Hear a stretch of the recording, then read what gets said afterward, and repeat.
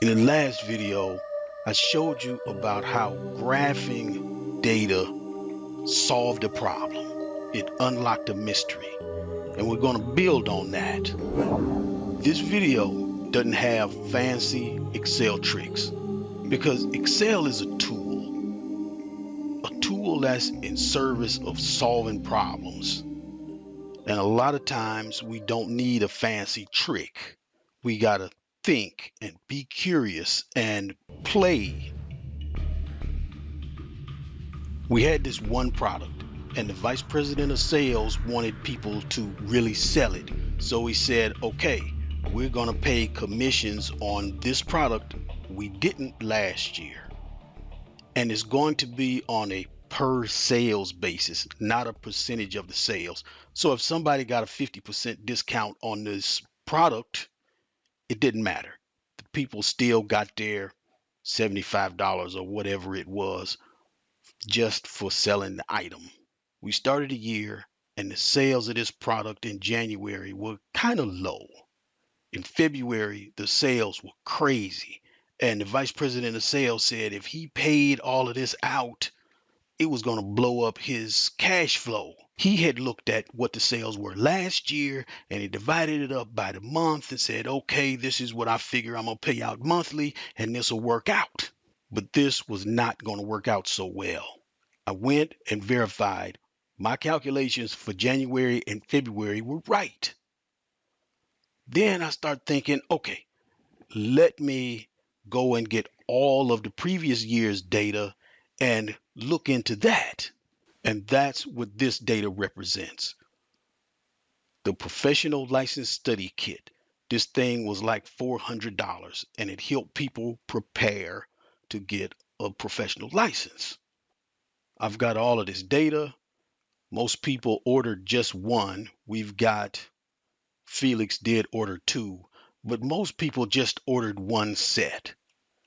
We got all of the data.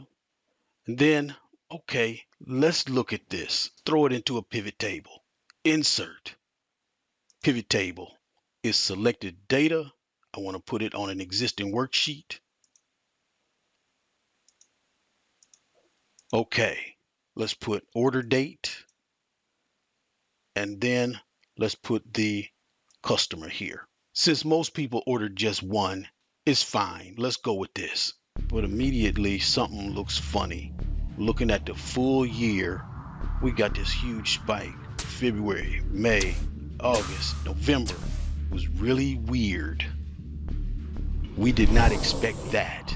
In this example, 168 was sold over the whole year. He divides that by 12. Okay, he can deal with that. We didn't expect these spikes. Let's make a graph. Insert. Let's make a bar graph.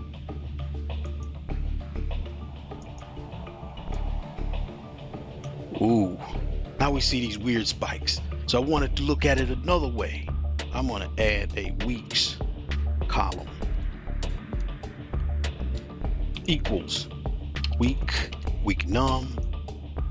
Here, enter. Make a pivot table. Insert.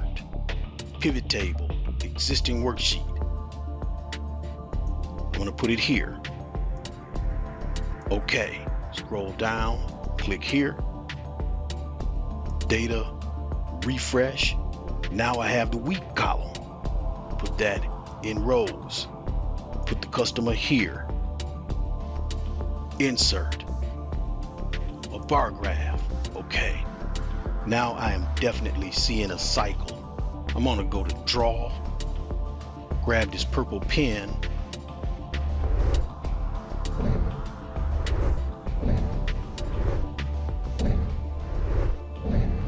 There was something weird going on.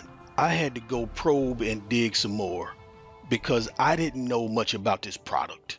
So I went back to somebody who processes the data and showed him this. Oh yeah, that makes sense because they're tied to the national exam. Oh Lord.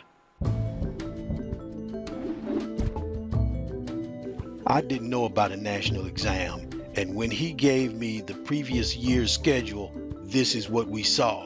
The first exam was the 4th of March. I'm going to go back to draw. Let's grab a different color. Let's grab this gold color. March, 10th of June. So that would be June, 9th of September, 2nd of December. Now it was clear. Sales would spike right before the exam and drop off. Spike before an exam, drop off. Spike before an exam, drop off, spike. That unlocked the mystery.